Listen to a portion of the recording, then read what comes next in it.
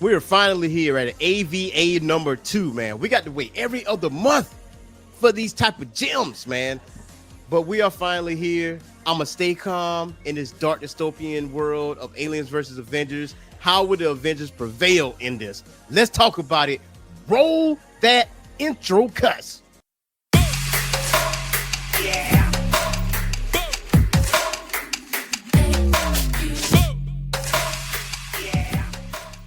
What's going on, Geek Corner? This is your boy, Earth Smack the Mad Scientist, and welcome back to the Orange Phoenix channel, and welcome back to another episode of Comic Book Declassified, where we talk about the most recent issues in comics, as well as past issues in comics, as well as character bios if you ask for it. You already know what I'm about to ask you. Go ahead and hit that like and subscribe button and that notification bell. That way you get notified on all of our content, whether it's new or old. And also, we have live shows every Wednesday and Thursday at 7 p.m. Eastern time for you guys. If you are a returning subscriber, you already know what to do. Go ahead and hit that like button. Go ahead and leave those comments out there because it spreads out to more like-minded people like yourself. Now, Aliens versus Avengers #1 has come and gone. We have covered that, and if you have not seen that video, the link is in the description below.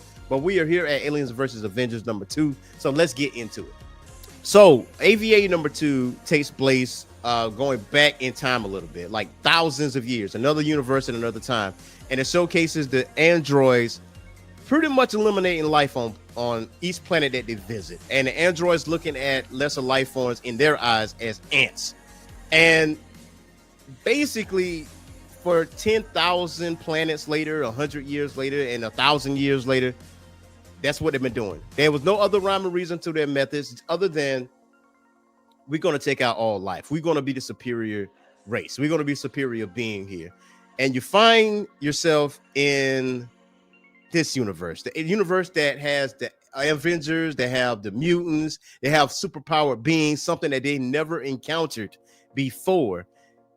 These are the individuals that can rightfully defend themselves. Now, it goes on with a deal that's trying to be brokered between Weyland Corporation and Tony Stark, mainly because of the android. So the android starts off by saying, I believe a congratulations is in order. And Tony Stark says, hey, man, I don't drink. Now, for the Marvel heads out there, we already know Tony Stark has been battling demons. The #1 demon that he's been battling is the bottle. And he has kicked that habit a long time ago. And it stays true to that, thankful to Jonathan Hickman. So the android responds, well, it's all just bad water anyway, isn't it? May I ask you a question, Mr. Stark? Mr. Stark's like, please, go ahead and ask away, my boy. He said, it doesn't happen often, but you have surprised me. You see, I gave this deal an unusually high likelihood of ending in a hostile takeover or some other combative corporate mechanism that would result in an eventual forced capitulation. So I have to know, Mr. Stark, was I once again expecting too much or was I simply wrong? And Tony slowly tells him his master plan. And he's like, you ever heard the expression playing possum?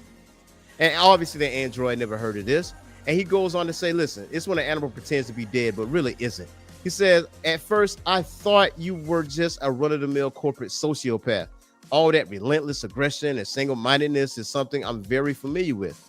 But it was uncanny the way that the Weyland Corporation never repeated mistakes.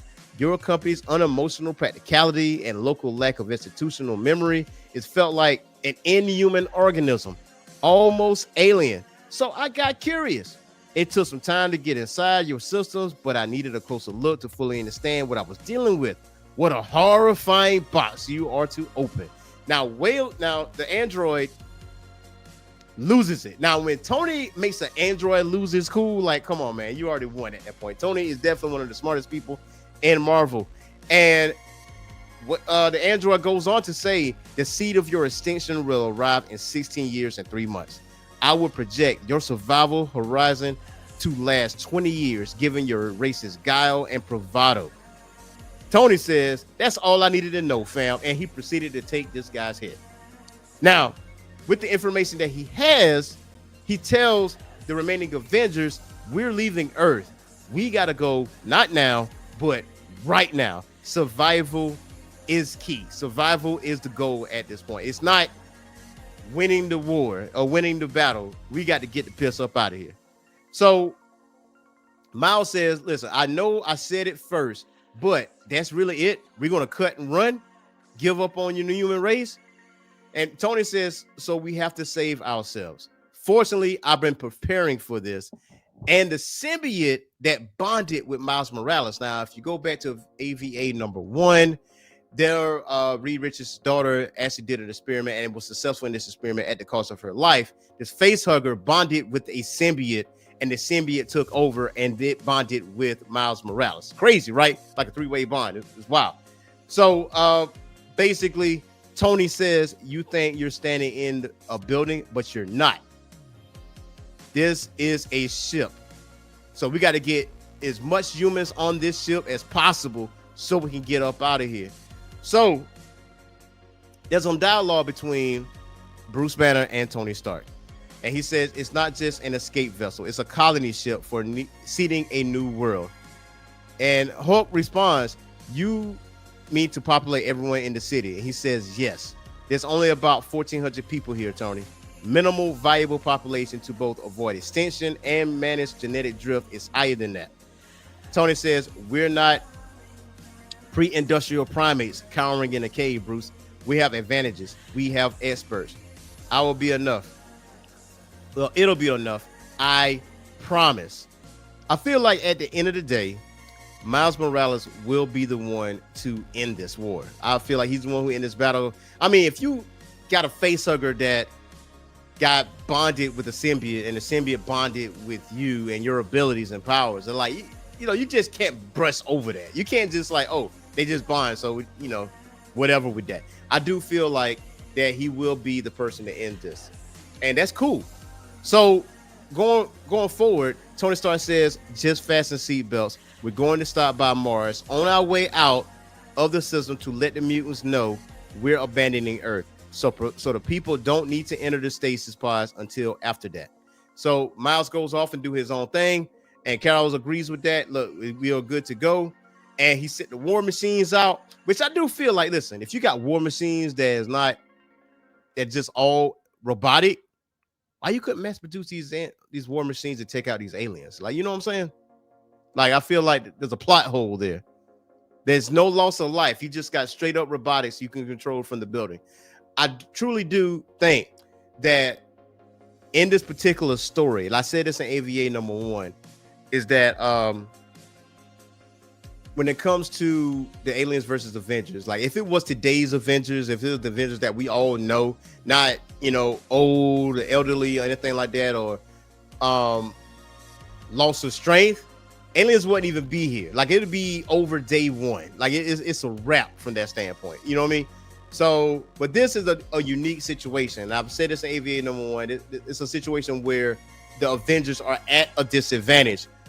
You know, would it be a complete annihilation of the aliens? I would say no, but I would say by the end of the day, it'd be over with because of how fast the aliens or the xenomorphs actually grow. Like, they hit you with the face hugger, burst out your chest, and almost like immediately they grow to adult levels. And depending on which xenomorph you're going to get, you might get a queen. So who knows? That's how it goes. So they're going around doing the scans, taking out as much aliens as they can.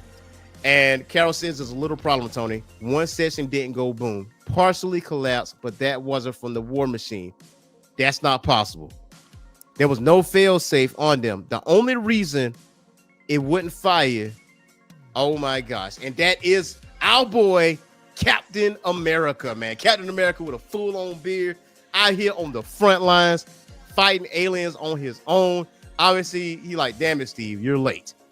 And at this point, like, Cap is by himself, man, taking out aliens with his shield left and right, helping the people out. That's what he do. And he says, everyone keep going. I'll do what I can. He is on the front lines, man. Look, Captain America is the guy to a fault. This has not changed. And I will say Captain America is one of the greatest leaders, if not the greatest leader in Marvel, because he is that beacon of hope. And I know I said this on the DC side of things when like Nightwing is that beacon of hope, uncorruptible. That is Captain America. He's pretty much uncorruptible. When people want to act a certain way, Captain America is not that. So Captain America takes out some aliens with his shield, as I expected him to. And Bruce Banner is like, look, I'm going to go help an old friend. I'm going to help this man out. So Hulk and Captain America is out there on the front lines, taking out Xenomorphs left and right. And Bruce Banner did tell him, he said, listen, man, if this ship takes off, just leave us. We good. And that is the sacrifice Captain America is willing to make. But Bruce is not going to let Cap take this sacrifice on his own, because he's been doing it for a long time. He's been doing this since the 40s. He's been doing this since the World War II. And the ship actually takes off, and Tony Stark is pretty much saddened by this. He's sick to his stomach. Then elsewhere, you get the true villains. You get the engineers. What is their role to play? Because they basically was talking alien. We don't know what it's talking about, but they did see something on screen that says infection. What role do the engineers play? And we got to wait another couple months. We got to wait till January to get Aliens versus Avengers #3, man. Like, come on, man. Come on, man. You're torturing us. You're torturing us. Just like the aliens tortured Earth when the Avengers was there. But hey, that is it, man. Aliens versus Avengers, man, on sale. It says actually February the 5th. Oh my gosh. February the 5th is when the next Aliens versus Avengers come out. Hopefully it's sooner than that. But we reached the end of our video where I tell you the comic that you really do need to cover. Hold on for a second. This is not Marvel. This is not DC. This is not Image. You need to pick up some Udon comics. When I mean about Udon, I mean UDON, Udon comics. And they're almost famously known for Street Fighter, ladies and gentlemen. Now, I just got this first volume of Street Fighter, the manga. Go ahead and check that out. There are some other comics out there. There are Sagat Origins. Go check that out. There's Akuma Origins. There's a Street Fighter series run, comic book wise. Go ahead and check that out. They're actually graphic novels that are out as well, man. So go ahead and check that stuff out. I hope you guys enjoyed this video. We will be back with some more content for you guys. So until next time, y'all, peace.